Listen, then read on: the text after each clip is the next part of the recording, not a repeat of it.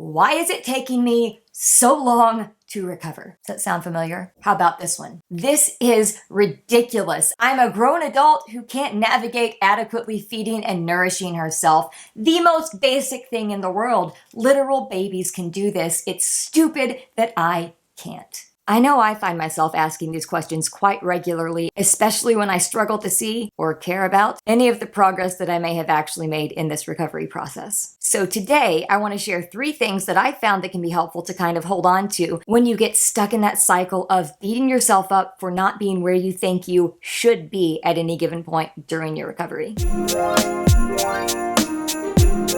This topic has been on my mind a lot lately, largely because I've had repeated conversations with every single member of my team where I am berating myself for not being where I think I should be this far into the recovery process, and I don't think I'm the only one that feels this way. So here's the thing. Number 1, you cannot logic your way out of an eating disorder. You just can't. If you could logic your way out of an eating disorder, not only would eating disorders not exist in the first place, but you certainly wouldn't have developed one. And while logic can be really helpful in a lot of ways, it can also absolutely turn into something that harms you, especially when it sneakily morphs into comparison. For example, telling you, I should be further along in recovery like everyone else. Hint, everyone else isn't quite where you think everyone else exactly is. And when logic morphs into comparison, it harms you because, number 2, comparison is your worst enemy as you're going through the recovery process, and nothing can derail your mindset or your recovery progress quite like comparison can. A lot of people are familiar with the concept of comparison being the thief of joy,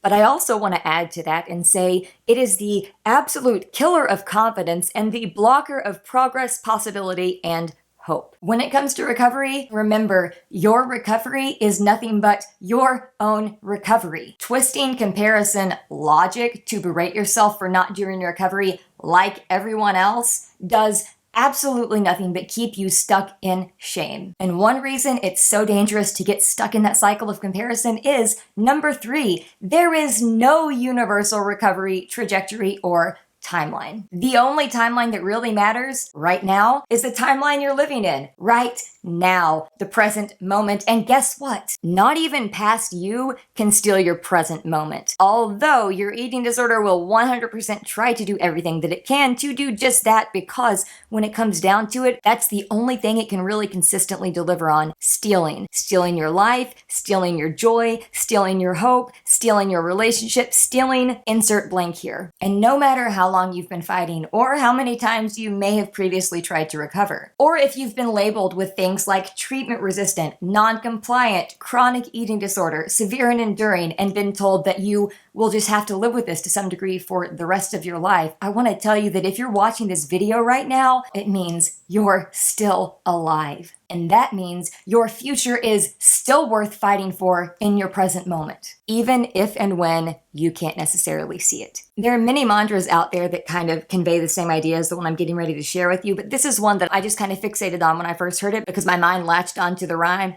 Mind latched onto the rhyme, and I like rhymes, obviously. So the mantra is, your race, your pace. So if we're thinking about your race at your pace, again, number 1, you can't logic your way out of an eating disorder. You cannot rationalize your way out of disorder. It just doesn't work that way. Number 2, comparison is your worst enemy in the recovery process and can derail you like nothing else can. Number 3, there is no universal recovery trajectory because, again, this is your race, your pace. Your recovery is your recovery. And as cliche as this may sound, the most important thing that you can do, aside from taking recovery action, of course, is keep your eyes on your own healing journey. No one else in this entire universe was meant to walk your exact path. Only you can do that. And the pathway may not be clear, and you may not be able to see the bigger picture yet. In fact, it's very likely that you can't see the bigger picture if your mind is still currently clouded by disorder. And as hard as it may be to believe, not seeing the entire bigger picture is actually okay, because you just are responsible for taking the next right step for you. Your next right step in this present moment, in the right now, in the timeline that matters, so you can choose recovery and prove to your eating disorder that, sure, okay, you served a purpose for me at some point. you're not doing that so well anymore. You're actually making life kind of miserable. Even though I'm tempted to run back to you, I have to keep my eyes on my race at my pace and continue going through the motions, knowing that there is a better life out there waiting. Even though sometimes I struggle to believe that myself, one day at a time, one step at a time, one piece at a time, one meal at a time, one bite at a time, if that's what it takes. And a lot of times that's what it takes to get through. And that is also okay, it's part of the process. As I often say, I'm sharing this video because it's something that I know I need to remind myself of, and usually if that's the case, there are other people who could use the reminder too. Bottom line, your recovery is your recovery. Your timeline is your timeline. Your race is